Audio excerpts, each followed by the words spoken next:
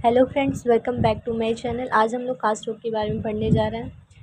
Cast रोग के बारे में हम लोग आयुर्वेदा के अकॉर्डिंग पढ़ेंगे कि कास्ट रोग होता क्या है, इसकी निरुक्ति क्या होती है, इसका निदान क्या होता है, कि मतलब ये किन किन कारणों से उत्पन्न होता है, इनके लक्षणों के बारे में पढ़ेंगे और इसके कितने भेद होते हैं। लगभग सभी आचार्यों ने कास्ट रोग के 5 भेद ही बताया, सिर्फ हारित ने थोड़ा सा अलग बताया है। उन्होंने बच्चों में कास्ट के 10 भेद बताए हैं और बड़ों में 8 भेद बताए हैं। ये तो सभी आचार्यों ने कास्ट के 5 भेद ही बताए हैं। इसके साथ साथ हम लोग कास्ट की चिकित्सा सिद्धांत के बारे में और कास्ट की चिकित्सा के बारे में पढ़ेंगे। इसके पहले मैंने आपको हिक्का और श्वास रोग के बारे में बताया और प्राणव स्रोतस के बारे में भी बताया है कि ये सभी जो होता है ना, प्राणव स्रोतस की व्याधियाँ होती हैं। ठीक है, इन सभी के जो निदान होते हैं ना, लगभग समान होते हैं। इनकी केवल संप्राप्ति में ही डिफरेंस होता है थोड़ा बहुत। ठीक है, अब हम लोग कास्ट रोग के बारे में पढ़ने जा रहे हैं। कास्ट रोग को मॉडर्न में कफ नाम से हम लोग जानते हैं। ठीक है, कंठ में रहने वाली उदान वायु की विकृति के रूप में कास्ट रोग उत्पन्न होता है। मतलब कि कंठ में जो होता है ना, उदान वायु का स्थान होता है, जब उसमें विकृति होती है तो कास्ट रोग उत्पन्न होता है। जब प्राण वायु भी उदान वायु के साथ मिलकर कंठ से वेग के साथ बाहर निकलती है, तब कु शब्द के साथ कास्ट रोग उत्पन्न होता है। पहला तो बताया कि कंठ में जो होता है ना, उदान वायु का स्थान होता है, जब उसमें विकृति होती है तो कास्ट रोग उत्पन्न होता है। दूसरा ये बताया गया है कि जब प्राण वायु भी उदान वायु के साथ मिलकर कंठ के वेग के साथ बाहर निकलती है तो कु शब्द के साथ जो होता है ना, कास्ट रोग की उत्पत्ति होती है। इससे अब हम लोग कास्ट रोग की निरुक्ति के बारे में पढ़ने जा रहे हैं कि कास्ट रोग की निरुक्ति क्या होती है। कास्ट रोग की निरुक्ति के बारे में कहा गया है कि काशनाथ काश, अर्थात जिस रोग में वायु शिरस्त्र रोस्तों में गतिशील होकर बाहर निकलती है उसे काश कहते हैं। ठीक है, काश जो होता है ना, सामान्य रूप से बताया जाए तो काश 2 प्रकार के होते हैं, शुष्क और सकफ। शुष्क का मतलब ड्राई काश होता है और सकफ का मतलब प्रोडक्टिव काश होता है। अब हम लोग काश के निदान के बारे में पढ़ने जा रहे हैं। काश के निदान के बारे में आचार्य सुश्रुत ने केवल सामान्य निदान ही बताया है, जबकि आचार्य चरक ने जो भिन्न भिन्न निदानों का सेवन करने से भिन्न भिन्न प्रकार के काश रोग उत्पन्न होते हैं। जैसा कि मैंने बताया कि काश रोग का जो सामान्य निदान होता है वो आचार्य सुश्रुत ने बताया है, जबकि सुश्रुत ने बताया है कि धूल का सेवन करने से, धूम का सेवन करने से या रज की वजह से जो होता है ना, काश रोग उत्पन्न होता है। व्यायाम करने पे भी काश रोग उत्पन्न होता है। रुच्च अन्नपान का सेवन करते हैं तो भी काश रोग उत्पन्न होता है। भोजन का अगर बीमार गमन हो जाता है या फिर छींक मतलब छतु वेग धारण करने से भी जो होता है ना, काश रोग उत्पन्न होता है। ये आचार्य सुश्रुत ने कास्ट रोग के सामान्य निदान बताएं। आचार्य चरक ने भिन्न भिन्न प्रकार के निदान का सेवन करने से जो भिन्न भिन्न प्रकार के कास्ट रोग उत्पन्न होते हैं उसको हम लोग विशिष्ट निदान के अंतर्गत रखते हैं। उन्होंने बताया है कि जैसे वातिक काश होता है, जब हम लोग रुच्च शीत कषाय भोजन का सेवन करते हैं या फिर उपवास करते हैं या फिर वेग धारण करते हैं तो जो काश उत्पन्न होता है उसको हम लोग वातिक काश बोलते हैं। ठीक है, दूसरा होता है पैतिक काश। अगर हम लोग कटु उष्ण तीक्ष्ण विदाई या फिर अम्ल पदार्थों का सेवन करते हैं तो जो काश उत्पन्न होता है उसको हम लोग पैतिक काश बोलते हैं। या फिर क्रोध करते हैं या फिर आतप का सेवन करते हैं तो पैतिक काश, जो काश उत्पन्न होता है उसको हम लोग पैतिक काश बोलते हैं। तीसरा होता है कफज काश। कफज काश मतलब कैसे उत्पन्न होता है, जब हम लोग गुरु अभिसंधि भोजन करते हैं या फिर निद्रा का सेवन करते हैं, अति विश्राम करते हैं तो जो काश उत्पन्न होता है उसे हम लोग कफज काश बोलते हैं। चौथा होता है छतज काश। काश जो होता है ना, मेनली 5 प्रकार के होते हैं।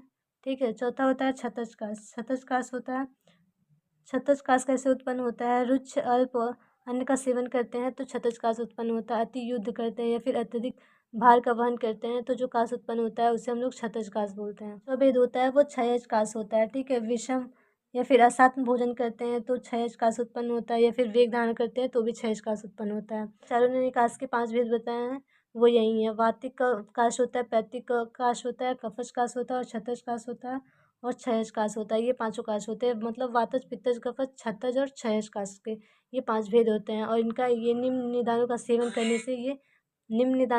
करने से ये काश उत्पन्न होते हैं। अब हम लोग काश के पूर्व रूप के बारे में जानेंगे कि जब काश उत्पन्न होने वाला रहता है तो उसके पहले हमें मतलब कौन कौन से लक्षण दिखते हैं जिसे हम लोग काश का पूर्व रूप बोलते हैं। आचार्य चरक ने बताया है, इससे संबंधित एक श्लोक उन्होंने बताया है कि ये यूजी के पॉइंट ऑफ व्यू से इम्पोर्टेंट है ये श्लोक। पूर्व रूपम भवे तेषां सुपूर्ण गलश्यता कंठे कंडुश्च भोज्य अवरोधश्च जायते। मतलब काश का जो पूर्व रूप होता है उसमें हम लोग को क्या क्या लक्षण मिलते हैं। मुख और गले में जो होता है ना, सूख से भरे जाने की प्रतीति होती है। कंठ में कंडू होता है। ठीक है, भोजन को गले में अटकना, मतलब ऐसा लगता है जैसे कि काश आने वाली रहती है उसके पहले में ऐसा लगता है कि हमारा जो गला होता है और मुख होता है उसमें सूख भरे हुए हैं। और कंठ में जो होता है ना, खुजली होती है, मतलब कंडू होता है। और भोजन में गला और भोजन जो होता है ना गले में अटकता है, तो हम समझ सक जाते हैं कि ये काश के पूर्व रूप हैं। अब हम लोग कास के साध्यता के बारे में जानेंगे। जो वातज, पित्त और कफज कास होता है ना, वो साध्य होता है। लेकिन जो क्षयज और क्षतज कास होता है, अगर वो क्षीण व्यक्ति में होता है तो वो असाध्य होता है। लेकिन अगर वही क्षयज और क्षतज कास बलवान व्यक्ति में होता है तो वो व्याप्य होता है। अब हम लोग कास के लक्षण के बारे में पढ़ने जा रहे हैं कि कास के क्या क्या लक्षण होते हैं, मतलब उनके जो 5 भेद होते हैं उनके भिन्न भिन्न लक्षण हम लोग पढ़ेंगे। ठीक है, तो सबसे पहले हम लोग वातिक कास के बारे में पढ़ेंगे कि वातिक कास होता है तो उसके क्या क्या लक्षण होते हैं। वातिक कास में जो होता है ना, हृदय स्थूल होता है। हृदय प्रदेश में वातिक कास में जो होता है ना, हृदय प्रदेश में, पार्श्व प्रदेश में, पक्ष प्रदेश में जो होता है ना शूल होता है। सिर प्रदेश में भी शूल होता है। ठीक है, मुख की कांति में हीनता आ जाती है, स्वर भेद हो जाता है, शुष्क कास होता है। ठीक है, तो ये जो होता है ना लक्षण जो होते हैं ना वातिक कास के होते हैं। अब हम लोग पैतिक कास के बारे में पढ़ेंगे। पैतिक कास में जो होता है ना, मुख शोष का लक्षण दिखता है, तृष्णा हो जाता है, भ्रम हो जाता है, अरुचि हो जाता है, पांडु हो जाता है। ये जो वातज, पित्तज, कफज वाले कास है ना, इनके दोषों के अनुसार ही लक्षण उत्पन्न होते हैं। जैसा कि हम देख सकते हैं कि मुख शोष, तृष्णा, भ्रम, अरुचि, पांडु, ये सब जो होता है ना पैतिक कास में के लक्षण होते हैं। जबकि जो कफज कास होता है उसमें अरुचि, मंदाग्नि, पीनस, मुख कफ से लिप्त हो जाता है। ये जो होता है ना कफज कास के लक्षण होते हैं। अब हम लोग क्षतज कास के लक्षण के बारे में पढ़ेंगे। क्षतज कास जो होता है ना, इसमें क्या होता है, रक्त सठीवन होता है। ठीक है, कंठ में शूल होता है और उरस शूल होता है। उर में सुई की चुभने जैसी पीड़ा होती है, ज्वर, श्वास पर वेद आदि लक्षण उत्पन्न होते हैं। तो ये जो लक्षण होते हैं ना, वो क्षतज कास के होते हैं। और लास्ट होता है क्षयज कास। क्षयज कास जो होता है ना, इसमें गात्रशूल मतलब बॉडी एकिनी होती है, पसलियों में पीड़ा होती है, अरुचि होता है, पीनस होता है और कृष्णा। मतलब ये जो जब हम लोग लक्षण देखते हैं तो हम जान जाते हैं कि ये क्षयज कास के लक्षण हैं। कास रोग के चिकित्सा सिद्धांत के बारे में अब हम लोग पढ़ने जा रहे हैं। कास रोग जो होता है ना, उसमें सर्वप्रथम निदान परिवर्जन कराते हैं। मतलब जिन निदानों का सेवन करने से कास रोग उत्पन्न होता है तो सबसे पहले हम उन निदानों का त्याग करते हैं। सामान्य निदान बताया है, मैंने आपको बताया। और आचार्य चरक ने विशिष्ट निदान का उल्लेख किया है कि भिन्न भिन्न प्रकार के निदान का सेवन करने से भिन्न भिन्न प्रकार के कास उत्पन्न होते हैं। तो उन निदानों का हम लोग जब त्याग करते हैं तो उसे हम लोग निदान परिवर्जन के नाम से जानते हैं। ठीक है, तो सर्वप्रथम चिकित्सा जो होती है ना, निदान परिवर्जन होती है। अगर वातिक कास से कोई व्यक्ति पीड़ित है तो सर्वप्रथम स्नेहन कराते हैं। वात सामक द्रव्यों से सिद्ध घृत, वस्ति, पेया, क्षीर, मांस रस आदि से अभ्यंग और परिषेक आदि जो होता है ना, बाह्य स्नेहन कराते हैं। ठीक है, फिर हम लोग अनुवासन वस्ती देते हैं। विवंध की स्थिति में हम लोग अनुवासन वस्ती देते हैं। अगर अपान वायु की विगुणता है तो घृतपान जो होता है ना श्रेष्ठ होता है। पित्तज कास, अब हम लोग देखेंगे कि अगर कोई पित्तज कास का रोगी है तो उसमें हम लोग क्या कराएंगे। पित्तज कास का रोगी है, अगर उसमें कफ का अनुबंध है तो हम लोग वामक द्रव्यों के द्वारा वमन कराते हैं। फिर शीत, मधुर पेय, विलेपी के द्वारा संसर्जन कर्म कराते हैं। ठीक है, फिर कफज कास आता है। कफज कास में हम लोग क्या बोलते हैं, करते हैं, वमन कराते हैं। जौ, कटु, रुच, उष्ण अन्न का पथ्य देते हैं। धूमपान भी इसमें हम लोग करा सकते हैं। अब हम लोग क्षतज कास की चिकित्सा सिद्धांत के बारे में पढ़ेंगे। जो क्षतज कास का रोगी होता है, जीवनी वर्ग के बल मांसवर्धक द्रव्यों द्वारा चिकित्सा, रक्तस्राव होने पर दूध से निकाले, घृत का पान, छीड़ में यवागु का सेवन कराते हैं। मतलब क्षतज कास में जो होता है ना, सबसे पहले हम लोग जीवनी वर्ग के जो बल और मांसवर्धक द्रव्य होते हैं ना, उनके द्वारा हम लोग चिकित्सा करते हैं।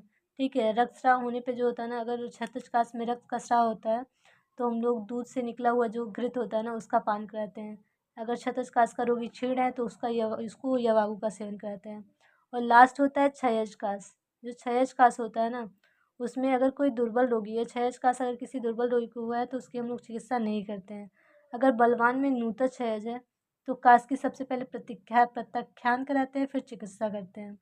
और जो चिकित्सा करते हैं उसमें सबसे पहले हम लोग व्रिंघण कराते हैं, मतलब व्रिंघण औषधियाँ देते हैं।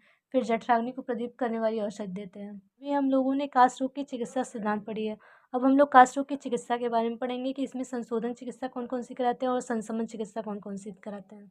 संशोधन चिकित्सा में हम लोग स्नेहन करा सकते हैं, स्वेदन करा सकते हैं, विरेचन करा सकते हैं, जैसा कि मैंने अब वमन भी करा सकते हैं, अनुवासन वस्ती देते हैं और धूमपान कराते हैं। अगर हम लोग कास रोग की संशमन चिकित्सा के बारे में बात करें तो हम लोग इसमें कौन कौन सा रस दे सकते हैं। कासांतक रस दे सकते हैं, पंचामृत रस दे सकते हैं, लक्ष्मी विलास रस दे सकते हैं, अभ्रक भस्म दे सकते हैं।